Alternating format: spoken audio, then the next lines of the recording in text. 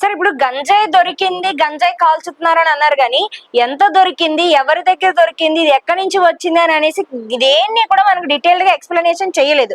దీని గురించి పోలీసులు కూడా మాట్లాడలేదు.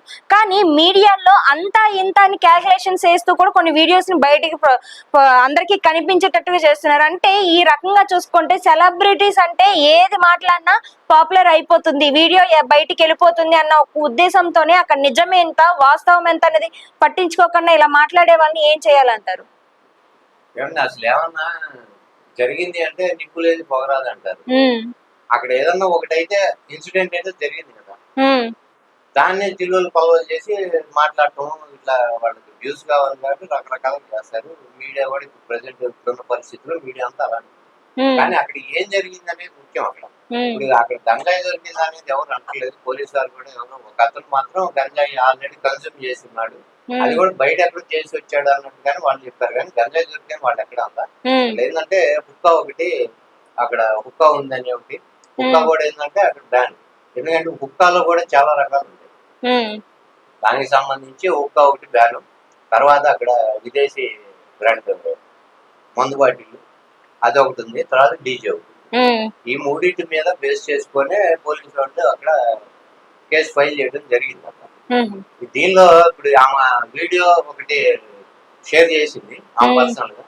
దానిలో ఆమె ఏమంటుంది, నా పుట్టినరోజు ఫంక్షన్ మా అమ్మ నాన్నలు కోరిక మేరకి అక్కడ చేసామని.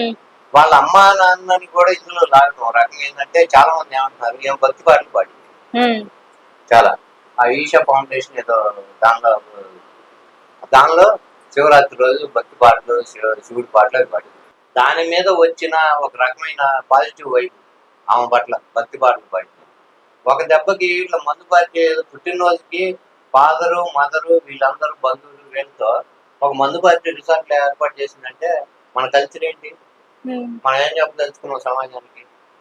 సెలబ్రిటీ అనేది హోదా ఏంటి అసలు? సెలబ్రిటీ అంటే అసలు అసలు ఏంటి?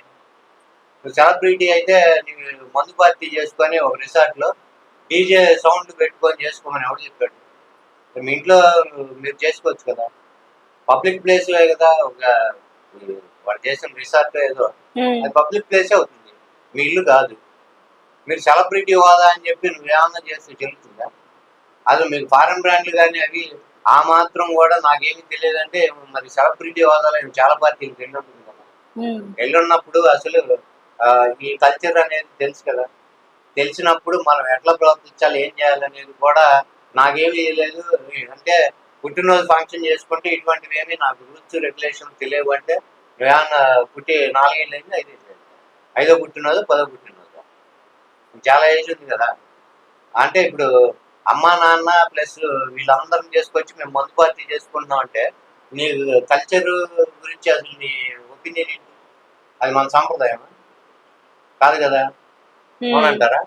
కాదు. ఇంత ఫ్యామిలీ మెంబర్స్ ని అమ్మ నాన్నని కూర్చోబెట్టి 10 మందిని పిలిచి సెలబ్రిటీ పేర్లతో ఇంకో 4 చిన్న చేతికి యాక్టర్లను పిలిచి మందు పార్టీ చేసుకోవడం ఒక సాంప్రదాయ కల్చరా?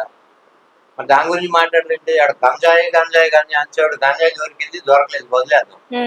అసలు నీ కల్చర్ ఏంటి? నువ్వు చేస్తున్న పని ఏంటి?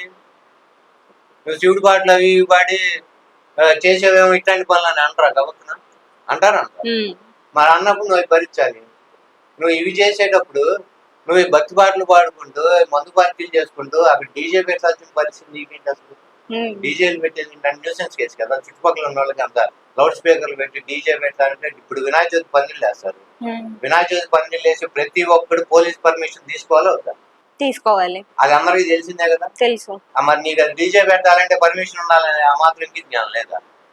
నువ్వు మళ్ళీ పేరు సెలబ్రిటీయా? సెలబ్రిటీ పేరుతో మనం ఏం చేసినా ఎవడు పట్టించుకోడు, అన్ని చెల్లుబాటు అవుతాయని ఒక రకంగా ఇది ప్యూర్లీ అహంకారం. దీని నిదర్శనం ఏం చెప్పమంటారా? అక్కడ జరుగుతున్నప్పుడు పోలీసు వాళ్ళు అక్కడికి వెళ్ళిన తర్వాత ఒక పోలీస్ ఆఫీసర్ దాన్ని వీడియో చేస్తున్నాడు. ఎందుకు తీస్తారు వీడియో వాళ్ళు? అక్కడ మా సైడ్ నుంచి మేము దౌర్జన్యం కానీ ఎందుకంటే మళ్ళీ పోలీసు వాళ్ళ మీద అంటారు కదా, ఆడపిల్లలను పట్టుకున్నారు లాగారు పీకారు.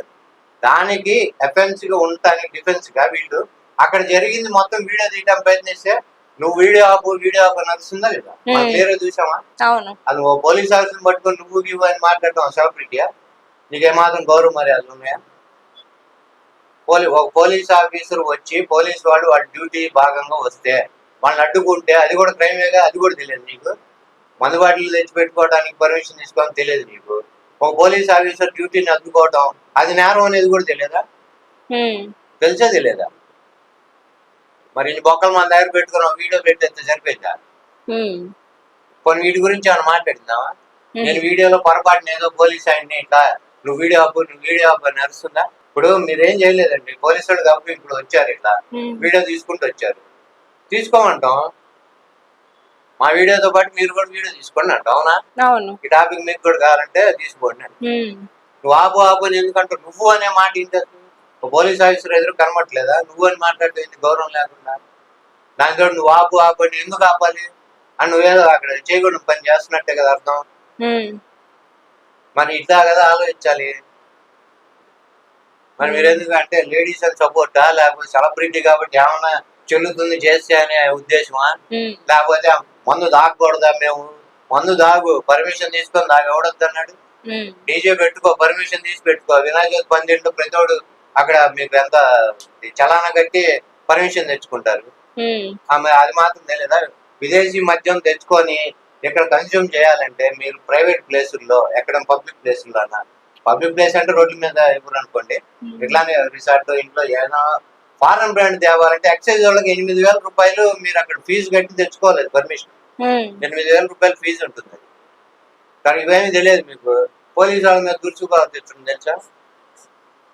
అది కూడా తెలియదా? ఇట్లా పవర్ తెచ్చుకోవడం మనం డ్యూటీలో ఉన్న పోలీస్ ఆఫీసర్. గంజాయి తాగేవని ఎవడు అనలా, ఇంకోటి అనలా. నీ ప్రవర్తనకే ఫస్ట్ నీ మీద నెగిటివ్ ఎప్పుడు వచ్చింది? నువ్వు ప్రవర్తించిన తీరు బట్టి.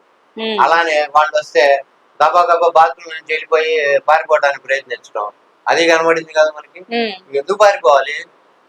నువ్వేం తప్పు చేయలేదు కదా. నీకు తెలియదు ఏంటి? పర్మిషన్ తీసుకోవాలని తెలియదు, అదొకటే కదా నీ సమస్య. అదొకటే ఉన్నప్పుడు ఎందుకు పారిపోతావు? అది పారిపోయింది మంగ్లీ గారు. పారిపోతుంటే కదా ఆపారు. బాత్రూమ్ లో దూరితేనే కదేమా బయటికి తెచ్చారు. నీకు ఆ పని దాక్కోవాల్సిన పని, పారిపోవాల్సిన పని ఏమనుందా? ప్లస్ తీసుకొచ్చి మా అమ్మ నాన్నలు అడిగారు అందుకని మేము మందు తెచ్చుకొని తాగుతున్నాం. ఎంత దారుణం చెప్పండి అది. నా ఫ్రెండ్స్ వాళ్ళ ఇల్లు అడిగారు, మందు పార్టీ అడిగితే ఇచ్చానని చెప్పుకోవచ్చుగా. మా అమ్మ నాన్న రిసార్ట్ లో మందు పార్టీ కొని అడిగారా అందరిని పిలిచి? అదేమంటే ఇది కల్చరా? సహజంగా అందరి చోట్ల జరిగేదేనా? అన్ని చోట్ల ఏదో జరుగుతుంది. మీ ఇంట్లో మీరు అటెండ్ చేసుకుంటున్నారు పుట్టినరోజు, అన్ని చోట్ల ఎందుకు జరిగేదే కదా. మరి మీ మాదరు ఫాదరు చుట్టాలందరూ తెచ్చి మందు పట్టిస్తున్నారా మీరు? మరి ఇదేం కల్చరు? మన తెలుగు సాంప్రదాయము ఇది, మన ఇండియన్ కల్చరేనా ఇది? నువ్వు కల్చరు లేదు, పర్మిషన్లు తీసుకోలేదు, అసలు సెలబ్రిటీ హోదాలో ఏం చేసినా ఎవడు పట్టించుకోడు, మన అడిగేవాడు లేడని ధైర్యం. అట్లాంటప్పుడు ఇట్లాంటి ఫేస్ చేయాలి. అంతేగాని నాకు సపోర్ట్ రండి 10 మంది అని చెప్పి 10 మంది సపోర్ట్ గా వీడియోలు పెడితే సరిపోదు కదా. చాలా చక్కగా ఎక్స్ప్లెయిన్ చేశారు సార్. అసలు ఏం జరిగింది అక్కడ ఏంటి అనేది కూడా ప్రతిదీ కూడాను.